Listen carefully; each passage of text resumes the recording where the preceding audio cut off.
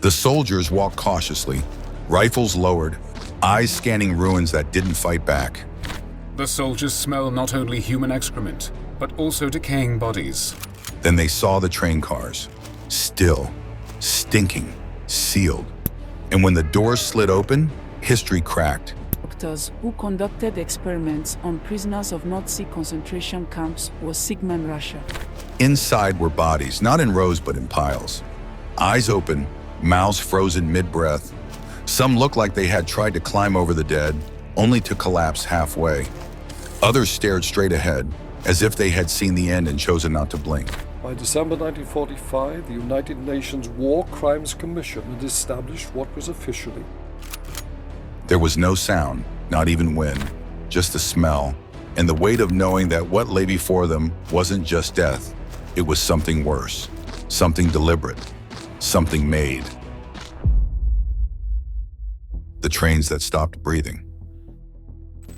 They came in silence through fields marked by retreat and roads littered with surrendering soldiers. The 45th Infantry Division had fought through Italy, southern France, and deep into Germany. They had seen blood, they had buried friends, but nothing prepared them for what they found outside Dachau.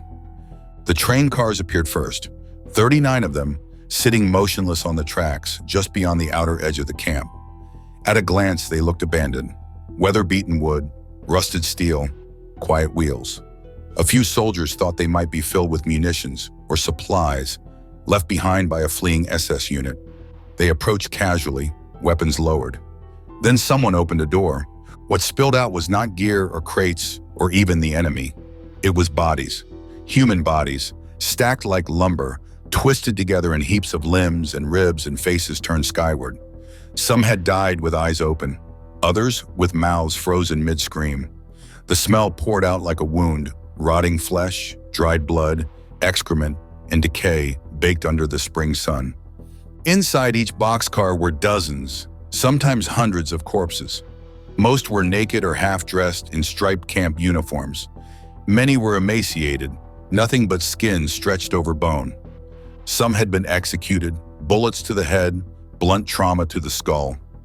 One soldier described seeing a man slumped against the far wall of a car, half his face gone, brain matter splattered against the wood like paint. Some thought they saw movement, a twitch, a breath, a sign of life. But it was only the shifting of dead weight as bodies settled, gravity making its final claim. In one car, a corpse fell out when the door was opened. It made a sick, wet sound as it hit the ground. That sound would stay with them. Some of the men vomited, others collapsed to their knees and wept. A few tried to count the dead. Most gave up. There were too many. Over 2,000 corpses were eventually recorded in the train. Some had suffocated, some had frozen, others had starved in place, left to rot when the train never reached its intended destination. They were meant to be evacuated, these prisoners. Moved south as the Allies advanced, but the trains had stopped outside Dachau and never moved again. No food, no water, just death, sealed and forgotten. Later, one soldier said, "We thought we'd seen everything, but that wasn't death from war. That was death from design." In that moment, something shifted in the men who stood there. They hadn't even entered the camp, and already they had stepped across an invisible line. This wasn't just another objective. It wasn't just another town to liberate. It was something else entirely. A place where the rules broke, where the air was thick with judgment, where the dead outnumbered the living, and the worst was still waiting behind the gate. Inside the wire, a hell still breathing. The gates of Dachau swung open not with ceremony, but with dread. Behind the barbed wire and weather-worn signs, the soldiers stepped into silence. A silence that didn't feel empty, it felt occupied. Like something had been waiting. Like the camp itself was aware of their arrival and refused to speak. At first, there was no movement, no crowds running forward, no cheers of freedom. The air hung heavy with rot and ash. A few soldiers shouted, calling out to anyone inside. The only response was wind. Then, from behind one of the buildings, a figure emerged. Thin, barefoot, wrapped in rags.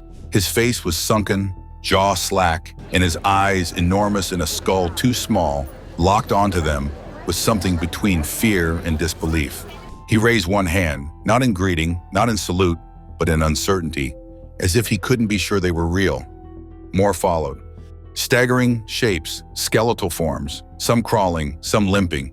Some of them that couldn't walk, they were just crawling. They picked up and carried them into the camps.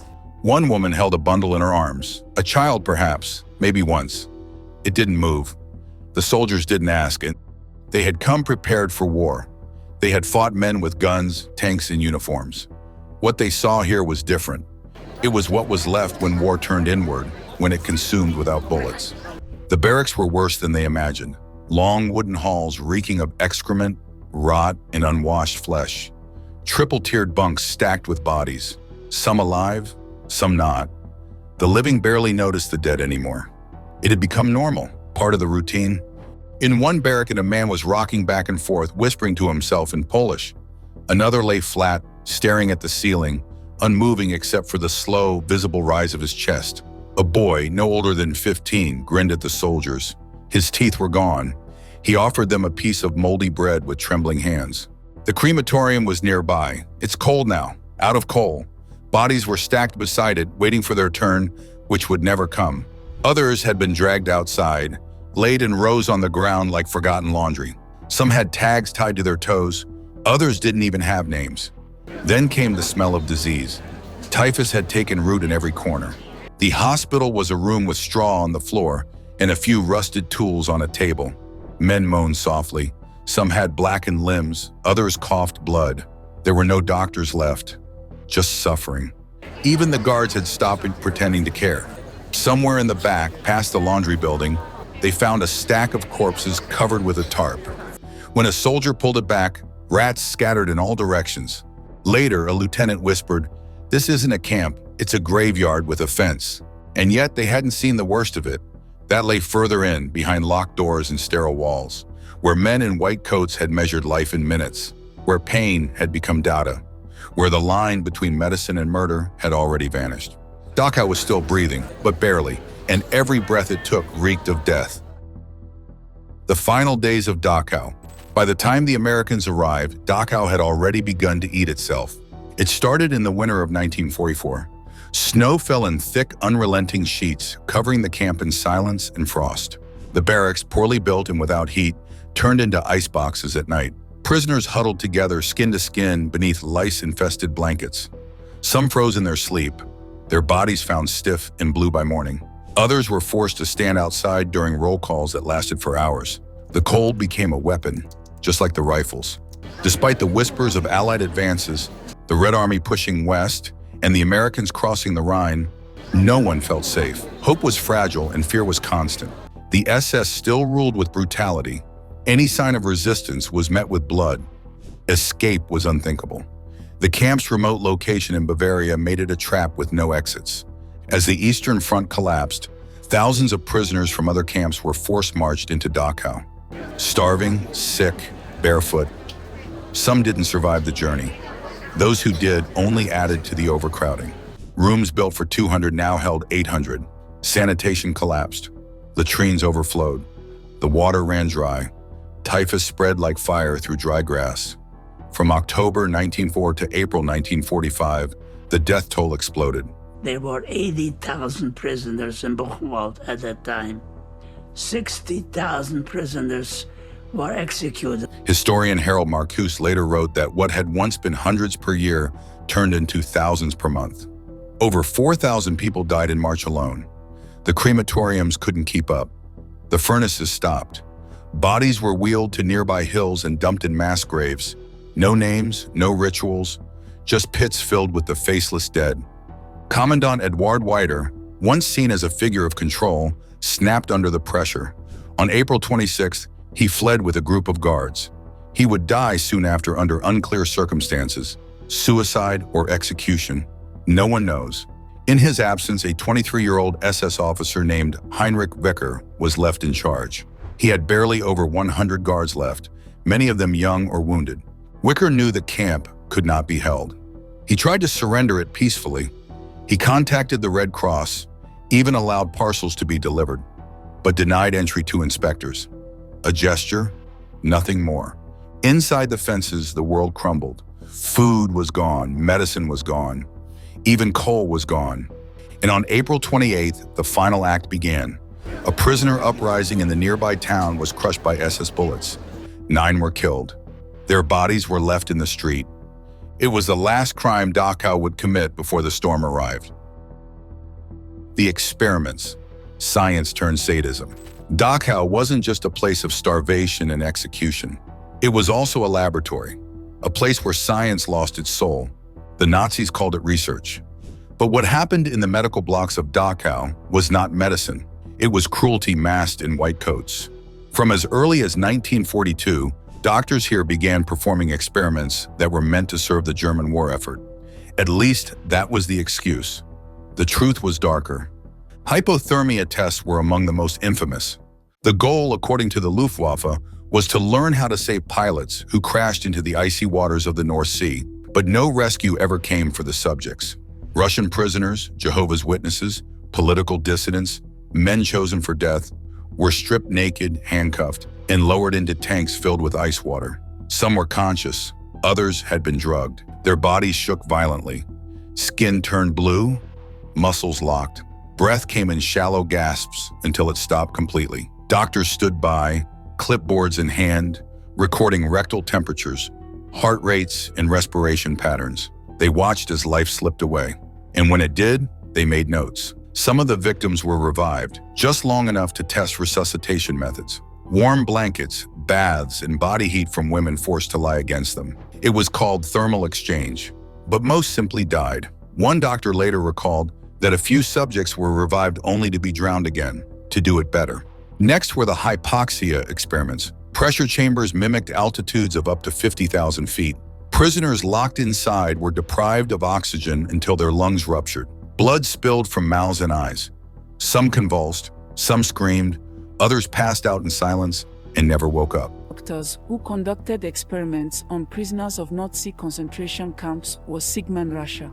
Dr. Sigmund Rascher ran many of these tests. He documented everything with clinical detachment, down to the moment the heart stopped. There were seawater experiments too. Men were denied food and fresh water for days. They were given only salt water to drink, sometimes pure, sometimes chemically treated by IG Farben. It didn't matter. The result was always the same: vomiting, organ failure, and death. Dr. Klaus Schilling, once a respected parasitologist, used over 1,200 prisoners to study malaria. He infected them deliberately, then tested treatments that rarely worked. Many died in agony, others survived but barely, eyes yellowed, bodies wasted. In the end, it was never about healing. It was about control, about proving that even science could serve brutality. When the Americans arrived, they didn't yet know the specifics, but they saw the rooms, the tanks, the restraints. The blood was still smeared on the tables. They found preserved organs in treasures, medical records, and photographs of shivering men taken moments before death. And they saw the survivors: blank stares, missing limbs, skin mottled by frostbite, bodies trembling without cause. It became clear this place had not just killed people, it had studied how they died. And the men who had done it, many were still there, wearing SS uniforms, holding their hands in the air, saying they had just followed orders. But what they had followed wasn't an order, it was a sickness. And that sickness was about to meet its reckoning. Now first, like always, be sure to hit the like button down below. It helps us out tremendously with the reach of this video. Thank you.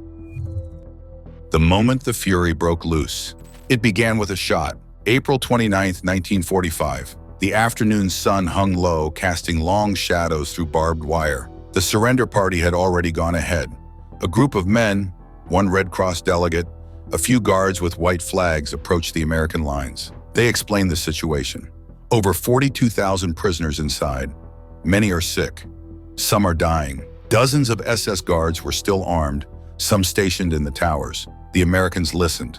They accepted the surrender. But not everyone got the message. As units from the 45th and 42nd Divisions approached the gates, they came under fire. A machine gun burst from Tower B. One American soldier dropped instantly. Others scrambled for cover. Orders were given. Fire was returned. The tower fell silent, but the damage was done. That single shot shattered the fragile thread of military control. What came next wasn't strategy, it was reaction. Raw, unfiltered human reaction. These soldiers had seen the trains. They had seen the piles of bodies, the skeletal survivors, the blood. And now one of their own was dead. A group of SS guards had already surrendered earlier that day. Around 50 of them were being held in a coal yard surrounded by brick walls. As chaos rippled through the camp, one young American, nicknamed Birdseye, just 19, heard someone yell, "They're trying to escape." He panicked, raised his weapon, opened fire. 12 men dropped before anyone moved. Lieutenant Colonel Felix Sparks, commanding officer of the 3rd Battalion, heard the shots. He sprinted back, saw the scene, bodies slumped, Birdseye trembling behind the barrel of his machine gun. Sparks kicked the gun away, screaming. The boy just sobbed. They were trying to run. Sparks ordered an end to the shooting. Some soldiers obeyed, others didn't. Rage had broken something loose, something deeper than orders, deeper than training. Across the camp, more guards were being pulled from hiding. Some surrendered with hands raised. Others were dragged out by liberated prisoners, and the air turned heavy, not with gunpowder, but with something even more dangerous. Revenge. It would come fast. It would come without pause. And once it began, no one, not even commanders, could stop it. The camp was no longer just a place of suffering. It had become something else. A storm had cracked open, and it would not pass quietly. No orders, no trials, just vengeance. There were no orders given, no generals shouting commands. What happened next at Dachau unfolded like something ancient, older than language, older than laws. It was vengeance, and it came like a flood. American soldiers, shaken and furious, began separating the captured guards. They could tell who they were. The uniforms, the insignias, the smugness on some faces, the trembling in others. Waffen-SS, capos, block leaders. The men who held keys, shouted orders, and stood by while thousands died. Lieutenant William Walsh, commanding Company 1 of the 157th Infantry, received the surrender of 4 German soldiers near a rail car. Once they were disarmed, he ordered them into the car and then ordered them executed.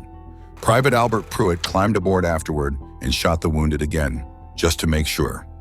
Nearby, Lieutenant Jack Bushyhead began separating Wehrmacht soldiers from SS members. The SS men were taken behind a low brick wall. What followed wasn't a firefight, it was a firing squad. One by one, the soldiers opened fire. Rifles, pistols, machine guns.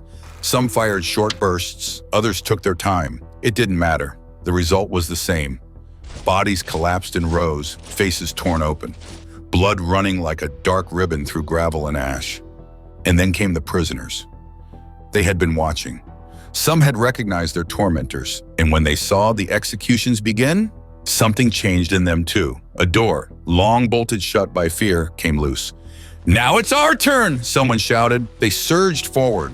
SS men were dragged from barracks, from under beds, from behind sheds. Some were kicked until their ribs cracked. Others were struck with shovels, fists, sticks, rocks, whatever was at hand. One was stomped until his head caved in. Another was hanged from a beam with a belt. A former guard, hiding in a barn disguised as a farmer, was recognized by 3 young Jewish prisoners. But they had never seen killings of civilians on the massive scale they discovered. They beat him to death in a nearby field. No one stopped them. No one even tried. Even the capos, the prisoner trustees who had enforced SS rule inside the camp, were hunted. One was thrown from a roof. Another is chained to a fence. The justice was brutal, indiscriminate, and personal. Sparks, when he returned, tried to restore order. He fired his pistol in the air. He threatened arrest. But by then, the wave had crested. He wasn't giving orders to soldiers anymore. He was shouting into the storm. It was no longer about military justice. It was something beyond that, a reckoning. For the guards, for the doctors, for the silence. At Dachau, justice didn't arrive in a courtroom. It arrived with shaking hands and clenched fists. And it didn't ask for permission. Aftermath. Justice, memory, and silence. When the smoke cleared, when the shouting stopped, when the rifles cooled, there were bodies everywhere, some with arms still raised, some face down in the dirt. Others crumpled against the walls where they'd been lined up. The killing had lasted only minutes, but the silence that followed would stretch on for decades. Lieutenant Colonel Joseph Whitaker, Assistant Inspector General of the 7th Army, was sent to investigate. Soldiers had spoken, officers had whispered. Something had happened at Dachau, something that couldn't be left to rumor. Whitaker's job was not to ask why, it was to ask what. His report was clinical, sober, and exact. Dated June 8, 1945, it laid out in stark terms what had occurred. American soldiers had executed German prisoners without trial, without defense, without hesitation. The names were there: Lieutenant William Walsh, Lieutenant Jack Bushyhead, Private Albert Pruitt. The accounts described men being led behind walls and shot. Some were wounded and finished off with point-blank rounds to the skull. One medical officer, Lieutenant Howard Buchner, admitted to witnessing the scene and offering no help. Photos were taken, diagrams drawn, witness statements signed. The number of SS men executed remains debated. The report counted at least 16 in the coal yard, another 17 at Tower B, and possibly more, killed by prisoners, by rifle fire, by fists and shovels. Some estimates say 35 to 50 died that day. Others, more sensational, have claimed hundreds. But historians now agree the number doesn't need to be inflated. What happened was enough. Still, no one was charged. General George S. Patton, then military governor of Bavaria, reviewed the report. He called the events regrettable but understandable. Colonel Charles Decker, the Army's judge advocate, ruled that the conditions made it impossible to assign individual responsibility. The case was closed, quietly, permanently, and yet the report survived. For decades, it sat in the National Archives, untouched, unspoken. It wasn't until 1991 that it was released publicly. By then, most of the men involved were gone. Some had written books. Some had disappeared into silence. Others, like Sparks, had carried the memory quietly, burdened by the knowledge that something sacred had cracked open that day. Hardened combat veterans. The American GIs were used to death. Many had been fighting for years. Because Dachau was not just a camp, it was a mirror. It showed what cruelty could do, but it also showed what vengeance could become. There were no medals for what happened, no citations, only questions. And one truth, the war had not ended that day. It had only revealed its final cost. He was just 23 years old. SS Untersturmführer Heinrich Vicker wasn't meant to be in charge. He had been a junior officer, one among many, stationed at Dachau in the final days of a crumbling Reich. But as higher-ranking officers abandoned the camp, fleeing toward imagined Alpine fortresses or melting into the countryside, it was Wicker who was left with the keys. On April 28, 1945, Commandant Eduard Wider fled without a word. He left behind tens of thousands of starving prisoners, hundreds of corpses, and a storm already gathering beyond the fences. Wicker inherited a nightmare. His orders were unclear: defend the camp, evacuate the prisoners, kill them all. None of it made sense anymore. He had fewer than 130 SS men under his command, many injured, most demoralized. The prisoners outnumbered them dramatically. Inside the camp, typhus was spreading. Food was gone. The ovens had gone cold. Outside, the Allies were closing in fast. The Americans had just liberated Flossenburg. Nuremberg had fallen. Berlin was under siege. Wicker made a choice. He contacted the Swiss Red Cross delegate, Victor Maurer, and arranged an informal surrender. On April 29th, a small party carrying a white flag met with Brigadier General Henning Linden of the 42nd Infantry Division. Wicker had hoped the gesture would prevent bloodshed. He wanted a clean handover, something orderly in a world falling apart. But Dachau was beyond orderly. By the time the surrender was formalized, chaos had already erupted inside the camp. The train cars had been found, the towers had fired, the soldiers were dead, the prisoners were loose. The storm of rage could not be recalled. Wicker surrendered in person. He walked toward the Americans with his helmet off, his hands visible, and no weapon in sight. There's a photo of him from that moment, calm, almost dignified, as if he believed this gesture might save him. He was wrong. Though not killed on the spot, Wicker would disappear into post-war uncertainty. Some say he was taken into custody, others that he was released and vanished. There are no confirmed records of a trial, no known burial, just silence. In another time, another war, maybe his name would have been forgotten. But at Dachau, everything meant something. Even a 23-year-old officer tried to surrender to a death camp too late. Wicker didn't build Dachau. He didn't invent horror. But he was the last to hold the gate. And by the time he opened it, the fury waiting on the other side had already broken through. They came to Dachau expecting an end. What they found was a place where endings had already happened, over and over, in silence and smoke. The trains, the barracks, the tanks, the still bodies, the shaking survivors, and the guards who said they had only followed orders. In the end, war didn't just break men on the battlefield. It broke them where justice failed, where fury rose, and where no rules could hold it back. Dachau wasn't just liberated, it was judged. Not in court, but in blood. And long after the war ended, the question remained, who left Dachau unchanged?